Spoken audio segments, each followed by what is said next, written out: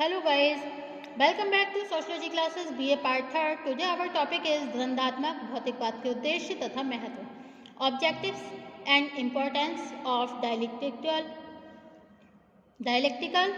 materialism. Okay.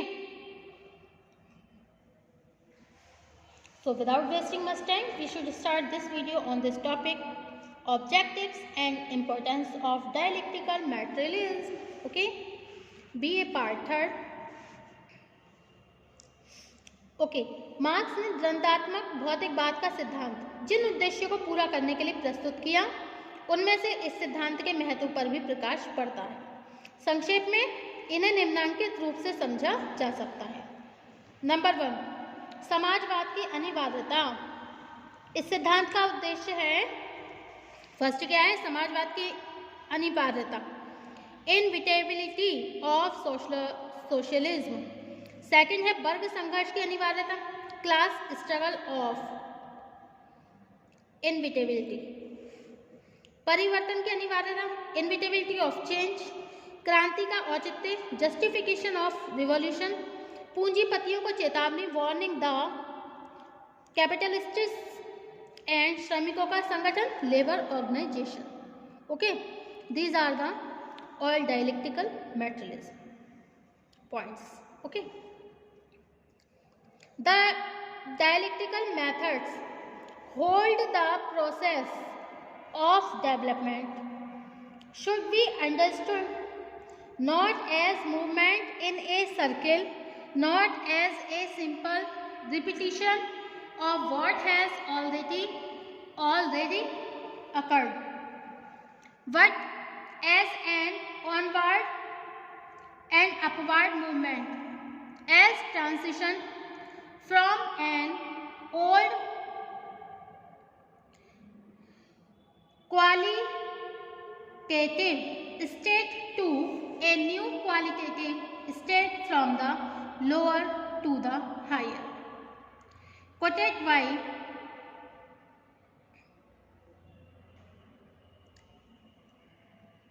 Maximum Social Thought. Okay.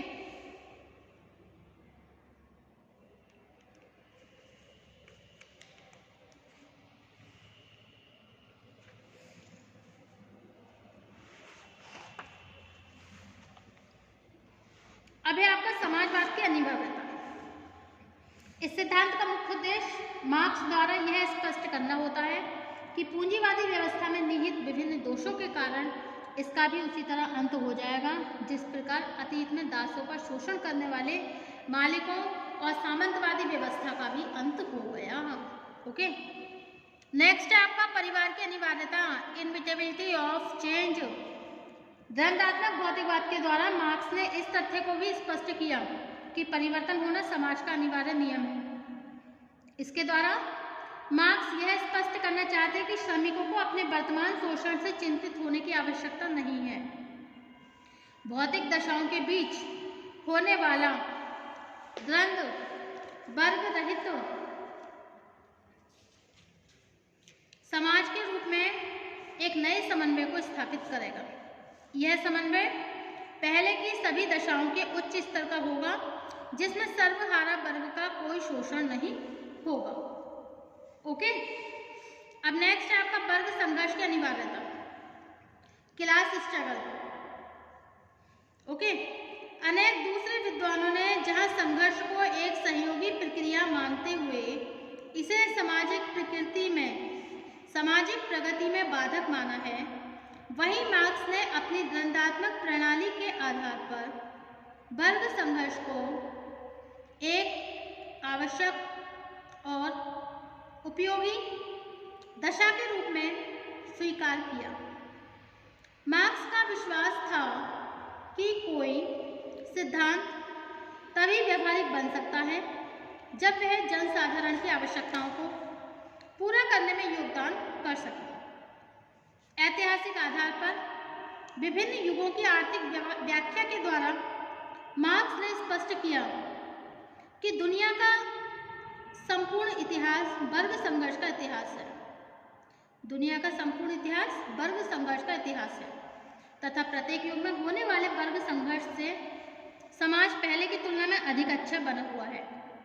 पूंजीवादी व्यवस्था के दोषों के कारण इस व्यवस्था में वर्ग संघर्ष इसलिए अनिवार्य है कि इसी के द्वारा सर्वहारा वर्ग के हितों की रक्षा हो सकती है। ओके, अब नेक्स्ट है आपका क्रांति का औचित्य। Next point, justification of the revolution. इस सिद्धांत के द्वारा मार्क्स ये कहते हैं कि क्रांति के द्वारा समाज से धनी और निर्धन इन दोनों का भेद समाप्त हो जाएगा तथा इसी की सहायता से एक वर्ग रहित समाज की स्थापना की जा सकती है। ओके,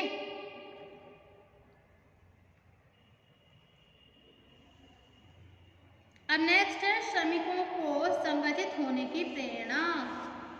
श्रमिकों का संगठन, लेबर ऑर्गेनाइजेशन। मार्क्स के सिद्धांत का एक व्यावहारिक महत्व श्रमिकों में बढ़ती हुई अलगाववादी प्रवृत्ति, टेंडेंसी ऑफ एलाइनेशन को रोकने से संबंधित है।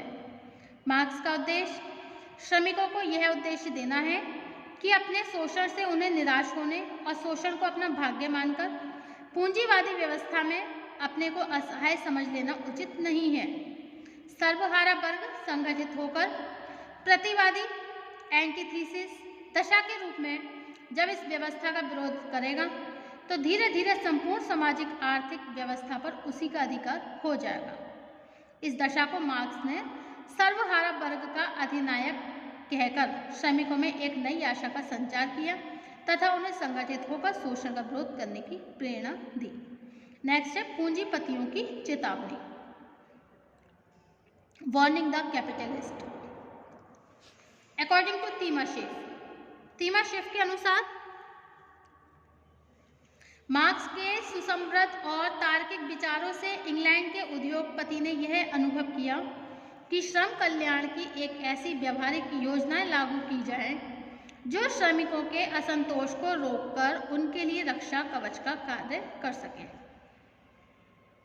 ओके, इसी के फलस्वरूप सर्वहारा वर्ग के पहले लक्ष्य इंग्लैंड में सर्वहारा वर्ग की कोई क्रांति नहीं हो सकी। स्पष्ट है कि द्वंद्वात्मक भौतिकवाद के सिद्धांत ने पूंजीपतियों के लिए एक चेतावनी का कार्य किया तथा इसी के फलस्वरूप अनेक देशों के पूंजीपतियों ने स्वयं ही श्रमिकों की दशा में सुधार करना आरंभ कर दिया। ओके,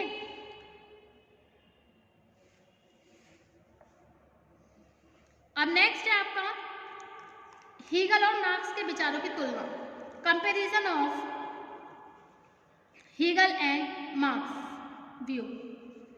द्वंद्वात्मक भौतिकवाद के सिद्धांत में मार्क्स ने वाद विवाद तथा समन्वय के रूप में जिस द्वंद्वात्मक प्रणाली का उपयोग किया वह हीगल के विचारों से बहुत अधिक प्रभावित है।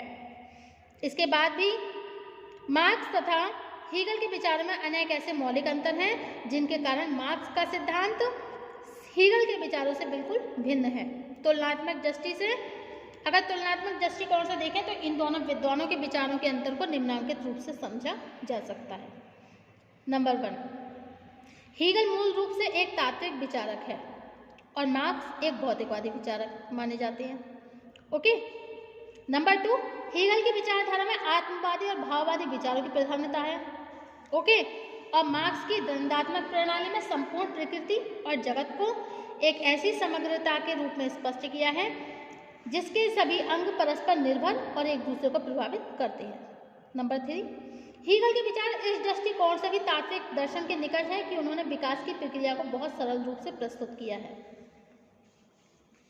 ओके, और मार्क्स ने भौतिक पदार्थों तथा शक्तियों के बीच वाद विवाद, वाद प्रतिवाद और समन्वय को महत्वपूर्ण मानने के साथ ही इस बात पर बल दिया कि इस द्वंद्व से परिमाणात्मक परिवर्तन के साथ एकाएक गुणात्मक परिवर्तन भी उत्पन्न होने लगते हैं। नंबर 4, हीगल ने जहां द्वंद्व के फलस्वरूप परिवर्तन की एक क्रमिक प्रक्रिया का उल्लेख किया, मार्क्स ने गुणात्मक परिवर्तन के रूप में क्रांति जैसे तीव्र परिवर्तन की अनिवार्यता पर बल दिया। नंबर 5, हीगल के द्वंद्ववाद का उद्देश्य अंतिम चरण के रूप में उन निरपेक्ष विचारों के विकास को स्पष्ट करना है जो मानव प्रगति को मानव प्रगति का वास्तविक आधार हो सकते हैं और मार्क्स ने दंडात्मक भौतिकवाद के सिद्धांत को इसलिए प्रस्तुत किया कि वह तार्किक आधार पर श्रमिक वर्ग को संगठित करके एक वर्ग रहित समाज की स्थापना करना चाहते थे। ओके, अब नेक्स्ट टॉपिक है आपका द्वंद्वात्मक भौतिकवाद की आलोचना। मार्क्स का द्वंद्वात्मक भौतिकवाद का सिद्धांत अनेक अंतर विरोधों से युक्त है। एक और मार्क्स ने माना कि प्रकृति के समान भौतिक पदार्थों के बीच वाद और प्रतिवाद के रूप में एक द्वंद्व सदैव चलता रहता है, जिसके फलस्वरूप समन्वय की एक नई दशा स्थापित होती है। दूसरी ओर मार्क्स ने यह मान लिया कि भौतिक दशाओं पर सर्वहारा वर्ग का आधिपत्य या दूसरे शब्द में साम्यवाद की दशा विकास का अंतिम स्तर होगा। ओके, जिसका फिर कोई प्रतिवाद नहीं होगा। नेक्स्ट, एक आलोचना यह भी है कि मार्क्स के विचारों का आधार केवल भौतिक निर्णायकवाद है। इसका तात्पर्य है मार्क्स भौतिक पदार्थों, भौतिक शक्तियों को ही व्यक्ति के चिंतन, उसकी संस्कृति, सामाजिक मूल्यों, कानून, सामाजिक संरचना का आधार मानते हैं। उनके चिंतन में उन लक्ष्यों पर कहीं विचार नहीं किया जाएगा जिन्हें हम जीवन के अंतिम लक्ष्य कहते हैं। नेक्स्ट है, मार्क्स ने द्वंद्वात्मक भौतिकवाद के सिद्धांत का निर्माण एक नीति के रूप में किया, जिसके फलस्वरूप उनका चिंतन बहुत पक्षपातपूर्ण हो गया। इस सिद्धांत के द्वारा उनका उद्देश्य श्रमिकों को पूंजीपतियों के विरुद्ध संगठित करके उन्हें मानसिक रूप से क्रांति के लिए तैयार करना था। नेक्स्ट है, अव्यावहारिकता का दोष। मार्क्स के चिंतन में अव्यावहारिकता का दोष है। यह सच है कि आरंभ में मार्क्स की द्वंद्ववादी पद्धति बहुत तार्किक और व्यवस्थित दिखाई देती है, लेकिन वर्तमान अनुभवों से यह स्पष्ट होता है कि मार्क्स के चिंतन में व्यावहारिकता का अभाव है। ओके, नेक्स्ट टॉपिक होगा हमारा इतिहास की भौतिकवादी अवधारणा। Okay, materialistic concept on the history. Thank you for watching my YouTube channel. Thank you so much guys.